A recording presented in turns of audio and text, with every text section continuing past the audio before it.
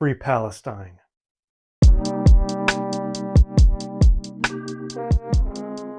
If you haven't heard of this documentary, there's good reason for that.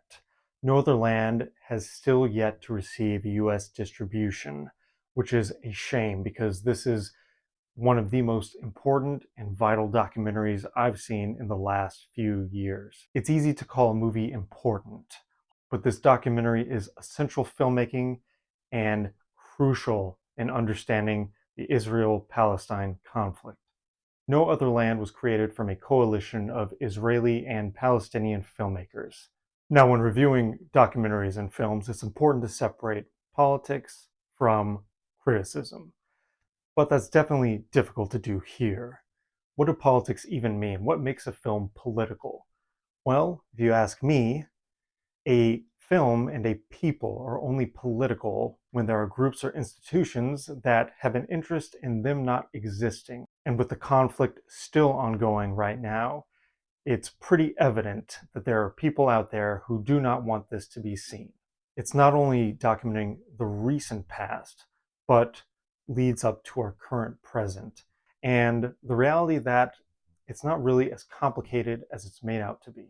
We follow activist Bassel Adra, who comes from a family of activists. He lives in the village of Masafer Yatta. It's in the West Bank. It's a small community but tight-knit. We see his relationship with his family. His father owns a gas station. He's very close with his neighbors, and activism is in his blood. He meets and strikes up a friendship with Yuval Abraham, an Israeli journalist who is actually on his side. He's there to document the Israeli atrocities and really wants to present himself as an ally.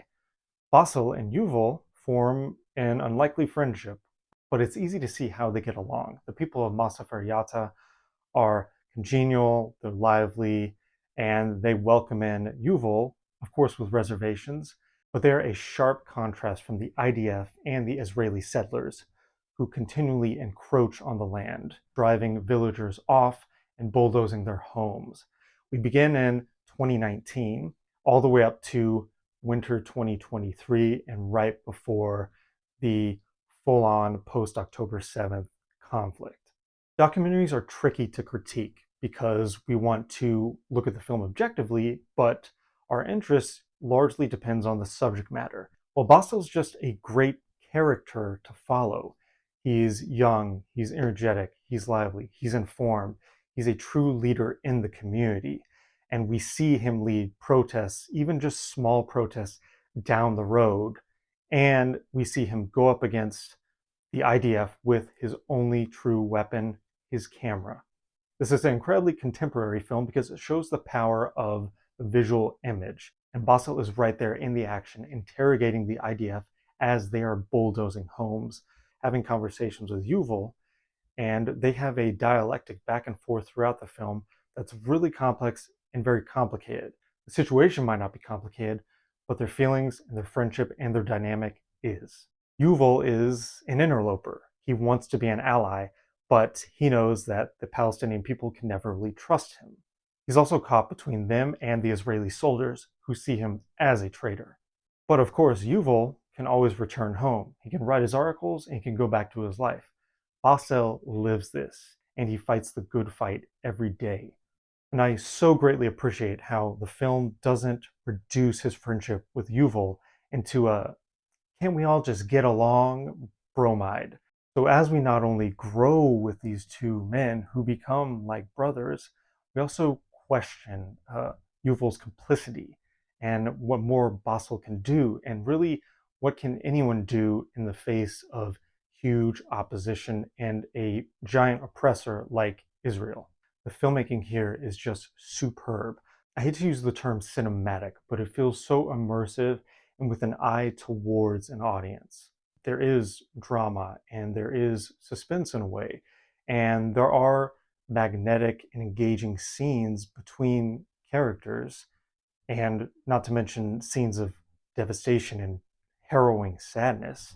It's interesting for me that when I watch a documentary, I'm always looking for reality that oddly mirrors fiction and film.